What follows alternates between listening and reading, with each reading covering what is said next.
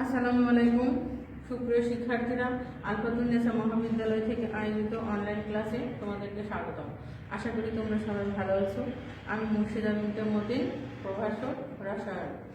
আজকে আমি তোমাদের পড়াবো রসায়ন প্রথম পত্র বিষয়। গত ক্লাসে আমরা পড়ছিলাম আবহাওয়া নীতি। আজকে আমি তোমাদেরকে পড়াবো ঘূর্ণের নীতি এবং বলের বর্জন নীতি। তো প্রথমে আমরা দেখি ঘূর্ণের নীতি। ঘূর্ণের নীতিটি হচ্ছে জার্মান বিজ্ঞানী ফ্রেডরিক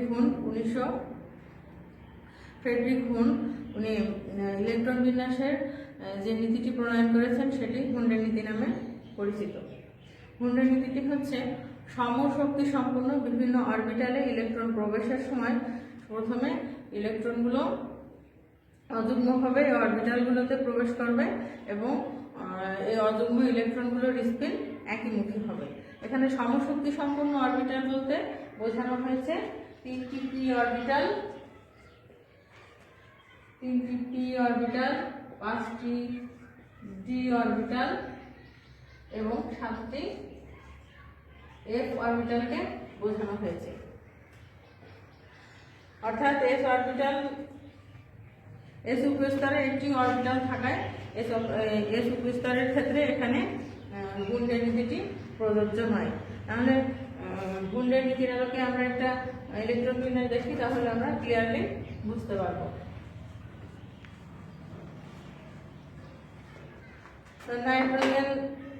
নাইট্রোজেনের ইলেকট্রন বিন্যাসটা দেখি আমরা।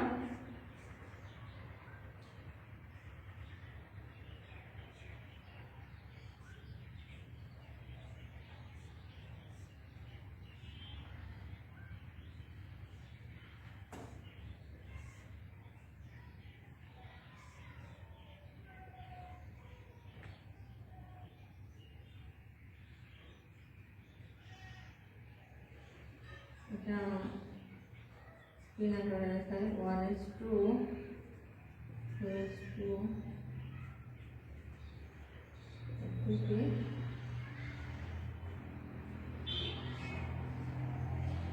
2p অরবিটালে ইলেকট্রনগুলো 2p অরবিটালে 3টা ইলেকট্রন থাকে। এই 3টা ইলেকট্রনই 3টা অরবিটালে অযুগ্মভাবে একটা করে প্রবেশ করেছে।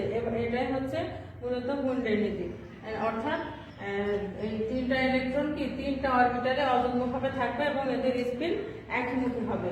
এই 2p অরবিটালটা এভাবে যাবে না, কোনো অরবিটালে 2টা এবং কোনো অরবিটাল একটা আর একটা খালি এভাবে থাকবে না। প্রথমে একটা করে ইলেকট্রন প্রত্যেকটা অরবিটালে প্রবেশ করবে। এটাই ঘূর্ণের নীতি। এভাবে ঘূর্ণের নীতি অনুসারে ইলেকট্রন বিন্যাস করা হয়ে থাকে। একইভাবে অক্সিজেনের ইলেকট্রন বিন্যাসটা আমরা দেখে নিই। অক্সিজেনের ক্ষেত্রেও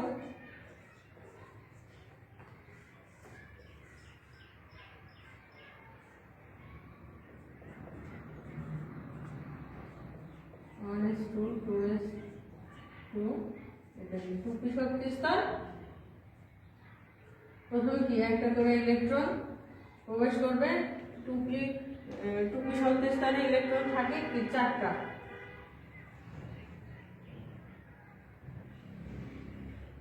তাহলে আর একটা ইলেকট্রন কোন নবাগত ইলেকট্রন তখন পরবর্তীতে প্রথম অরবিটালে প্রবেশ করে যুগ্ম অবস্থায় থাকবে। ঘূর্ণের নীতিতে আরো বলা হয়েছে যে অর্ধপূর্ণ এবং সম্পূর্ণ অরবিটালগুলো অসম্পূর্ণ অরবিটাল থেকে অধিকতর স্থিতিশীল।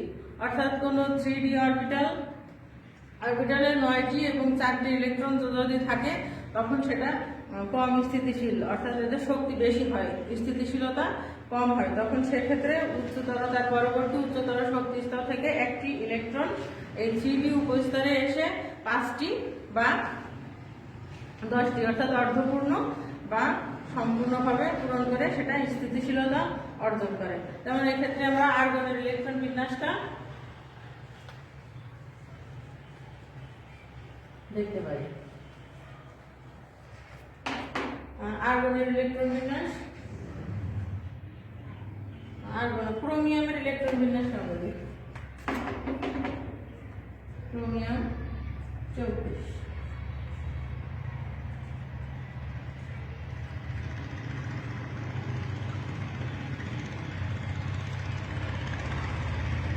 3d4 4s2 এই ইলেকট্রন বিন্যাসটা কি স্থিতিশীল ইলেকট্রন বিন্যাস হবে না, এটা কি অস্থিতিশীল।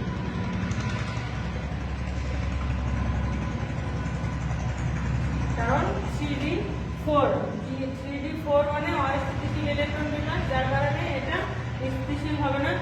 এটা অর্ধপূর্ণ হইতে হলে আর একটা ইলেকট্রনের প্রয়োজন, 3d5 হতে হবে। অর্থাৎ এই 4s থেকে একটা ইলেকট্রন 3d তে এসে 3d5 হবে এবং 4s1 হবে। এই ক্ষেত্রে এটা হবে স্থিতিশীল ইলেকট্রন বিন্যাস। এটাই ক্রোমিয়ামের ইলেকট্রন বিন্যাস, এটা স্থিতিশীল। হুন্ডের নীতি অনুসারে এই ইলেকট্রন বিন্যাসটা স্থিতিশীল। হুন্ডের নীতি অনুসারে বক্স পদ্ধতিতে ইলেকট্রন বিন্যাস দেখানো হয়ে থাকে, তাহলে এটা এভাবে দেখাতে হবে।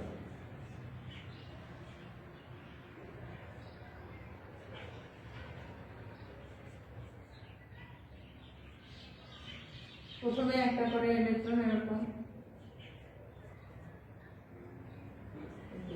3d5 4s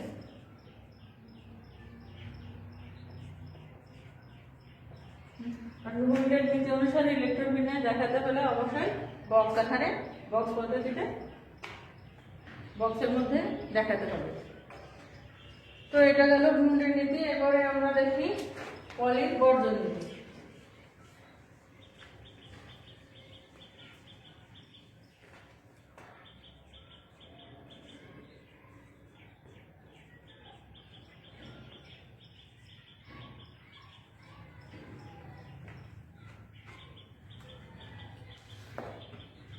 সুইস আমেরিকান পদার্থবিদ বিজ্ঞানী ওলফগাং পলি 1925 খ্রিস্টাব্দে যে নীতিটি প্রণয়ন করেন সেটা হচ্ছে পলির বর্জন নীতি। এই নীতিতে তিনি বলেছেন, এটা মূলত কোয়ান্টাম সংখ্যা, 4টি কোয়ান্টাম সংখ্যার উপর ভিত্তি করে তিনি এই নীতিটি প্রণয়ন করেছেন। নীতিতে বলা হয়েছে একই পরমাণুতে যে কোনো দুটি ইলেকট্রনের 4টি কোয়ান্টাম সংখ্যার মান কখনোই কি সমান হতে পারে না। অর্থাৎ একটা যে কোনো দুটো ইলেকট্রন যদি না হয় তাহলে দেখা যাচ্ছে তাদের প্রথম 3টি কোয়ান্টাম সংখ্যার মান যদি সমান হয়েও থাকে তাহলে কি চতুর্থ কোয়ান্টাম সংখ্যার মান অবশ্যই কি ভিন্ন হবে। যেমন হিলিয়াম, একটা উদাহরণের সাহায্যে আমরা এটা ক্লিয়ারলি বুঝতে পারি। যেমন হিলিয়াম পরমাণুতে কি 2টা ইলেকট্রন থাকে, তাহলে হিলিয়াম পরমাণুর ইলেকট্রন 2টা নিয়ে আমরা উদাহরণটা দিতে পারি। হিলিয়াম পরমাণুর ইলেকট্রন বিন্যাস হচ্ছে 1s2। তাহলে হিলিয়াম পরমাণুর প্রধান কোয়ান্টাম সংখ্যা প্রথম ইলেকট্রনের জন্য, প্রথম ইলেকট্রনের ক্ষেত্রে দেখি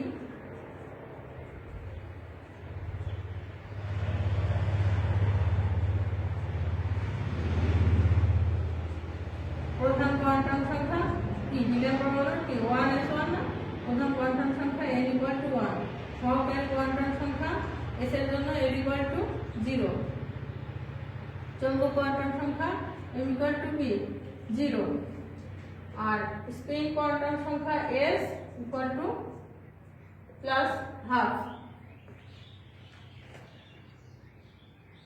তাহলে দ্বিতীয় ইলেকট্রনের জন্য আমরা দেখি কি কি হয়। দ্বিতীয় ইলেকট্রনের ক্ষেত্রে প্রধান কোয়ান্টাম সংখ্যা n = 1, l = 0, একইভাবে m = 0, আর তাহলে স্পিন কোয়ান্টাম সংখ্যা s = কি -½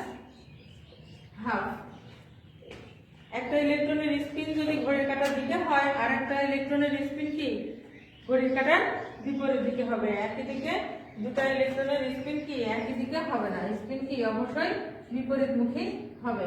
এই যে এরকম ইলেকট্রনের স্পিন একইমুখী হবে না। স্পিন কোয়ান্টাম সংখ্যা দ্বারা কি আমরা ইলেকট্রনের ঘূর্ণনের দিক বুঝে থাকি। তাহলে কি আমরা ক্লিয়ারলি বুঝতে পারলাম যে একই পরমাণুতে উপস্থিত যে কোনো দুটি ইলেকট্রনের 4টি কোয়ান্টাম সংখ্যার মান কখনো সমান হতে পারে না। হিলিয়ামের ইলেকট্রন বিন্যাস দ্বারা এটা আমরা ক্লিয়ারলি বুঝতে পারলাম।